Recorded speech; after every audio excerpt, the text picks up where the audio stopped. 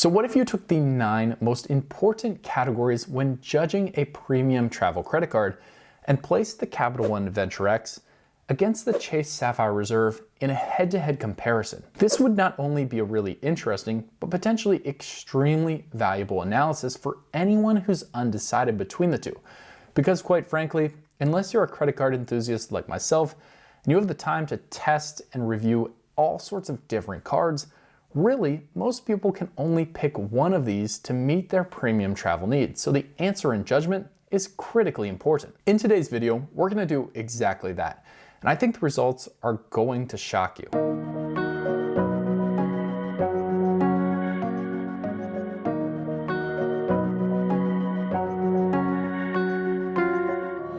When you're picking a travel credit card, there are some things that matter, and to be honest, there are some things that just don't. What are these 9 categories that we'll be looking at head-to-head in this video on?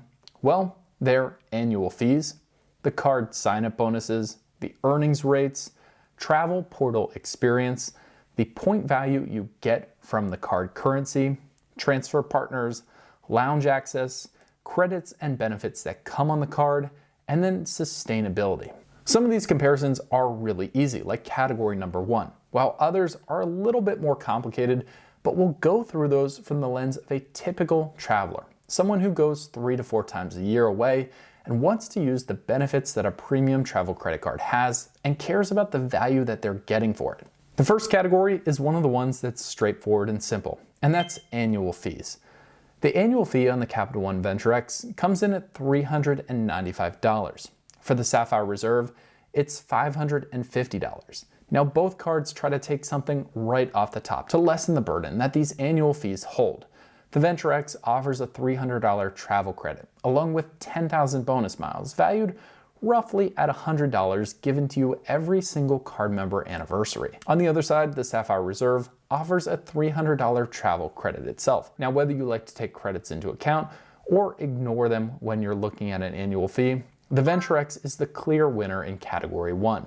However, we both know that annual fee is just the beginning of the story on a credit card and is not the whole picture. Next up is category 2, sign-up bonus. The Venture X offers a 75,000 mile sign-up bonus after spending $4,000 on the card within the first 3 months upon approval. This 75,000 mile bonus is worth roughly $350 in cash value when you spend those miles through Capital One's travel portal. On the other side, the Chase Sapphire Reserve offers only 60,000 points from the same exact spend in the same exact time period. However, this bonus is valued at $900 in cash value when redeemed through travel through Chase's travel portal. How could the Sapphire Reserve bonus with less points actually be worth more? Well, what that all boils down to is redemption value, and we'll cover that in another category coming up soon.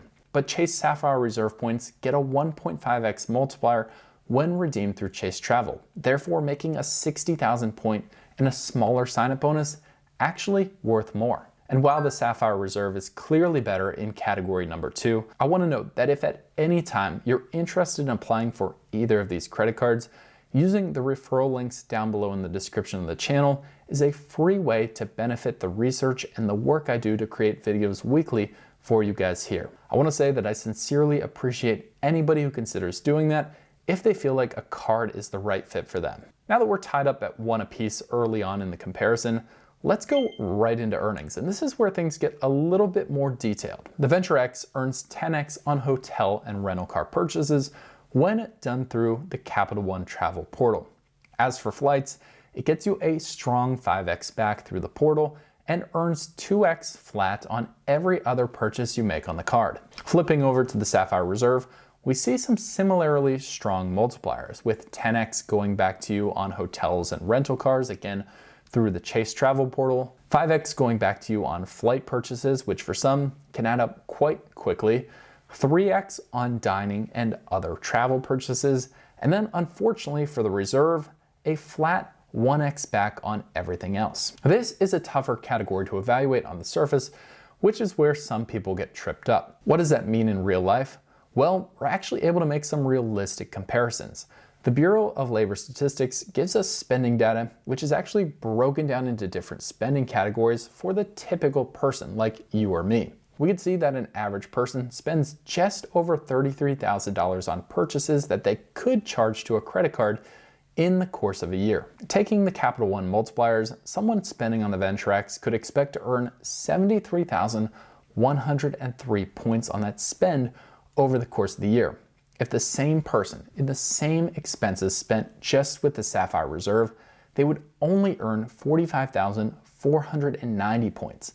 That's a massive difference. However, if you consider that you can redeem Capital One miles and only get 1 cent a point from those in the travel portal, that's a value each year of $731, whereas the Sapphire Reserve and the 1.5x multiplier you get back in spending in that card, that can get you up to $682 worth of value, which makes it a lot closer. Still, the VentureX takes the category, and the main reason is not because of those big fancy 10x and 5x multipliers. It's actually because of the value of 2x miles on everyday purchases. Now, if you're a really savvy credit card user, a lot of times you may avoid the travel portal. Two of the biggest reasons cited by credit card experts that they don't like the travel portal is, one, the value of the points that you get inside. Well, you can simply get better value by taking your points no matter in what ecosystem you earn in and sending them out to transfer partners for some enhanced point redemptions. The other reason, well, travel portals are third-party services, and if you ever have something go wrong, especially in a time-sensitive booking, you now have to work with a third-party individual to try to fix a problem that could be evolving and changing minute by minute. However, for most non-credit card experts, the average traveler out there, the travel portal is going to be your main way of redeeming your point currency that you're earning. Capital One Travel, which is powered by the Hopper, is known for competitive prices, price predictions, and something called price drop protection. I've used features like price drop protection before, and it's pretty awesome. It's as simple as booking when Capital One recommends that this is the best time to book. If you book and at any time in the next 10 days your flight drops, you'll be credited with up to $50 between the lowest price offered and what you ended up booking at. On the other side, the Chase Travel Portal, it's pretty standard. In my opinion, and I've used it to book a number of different trips, it doesn't offer anything spectacular, but that's not to say it's bad or poorly run in any way. However, it just doesn't compare to Capital One, who really went above and beyond to put these extra user-friendly features in. So for this category, the best travel portal has to go to the VentureX. Let's move to point value.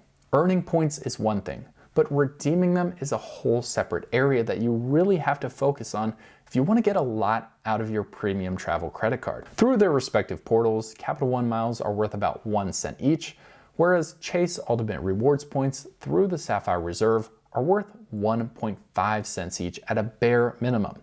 That's why the Chase Sapphire Reserve, even though they give you a lower point sign-up bonus, actually provides more value when you receive that when redeeming on the back end. We're going to look at transfer partners in a second, but the reason that a good redemption value through the travel portal can be valuable is that transfer partners are tricky and sometimes not available for the trip that you really want to book. If you're looking for a low effort, no hassle redemption experience, it's quite clear that the Sapphire Reserve stands way above the VentureX in the value that you get for your points on the back end. When it comes to Category 6 and transfer partners, both the VentureX and the Sapphire Reserve offer excellent options. However, in my book, there's one card that's more practical, more useful, and simply easier to get high value from, and that's the Chase Sapphire Reserve. Let's first look at the problem with Capital One.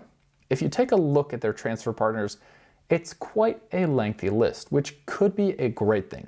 However, most of the partners, and especially the ones that you can find valuable transfers in, are centered around international travel, specifically flights. For a practical traveler, the Chase Sapphire Reserve really leans a lot more into being beneficial for traveling within the United States. That's because the Sapphire Reserve has straightforward transfer partners, with some of the best being World of Hyatt, flights through United, or Southwest Airlines. That's why the Sapphire Reserve, with their straightforward transfer partners that do operate domestically, can be a huge boost for American travelers who just want to use their points for good value. I experienced this myself in sending my Chase Ultimate Rewards points out to World of Hyatt and getting over $2,000 in value for a 4-night stay at a World of Hyatt property at an all-inclusive resort in Mexico. It's well known that Chase has some of the best and most usable transfer partners, giving them the edge in this category. Let's look at category number 7, lounge access. Lounge access is a big perk for premium travel credit cards.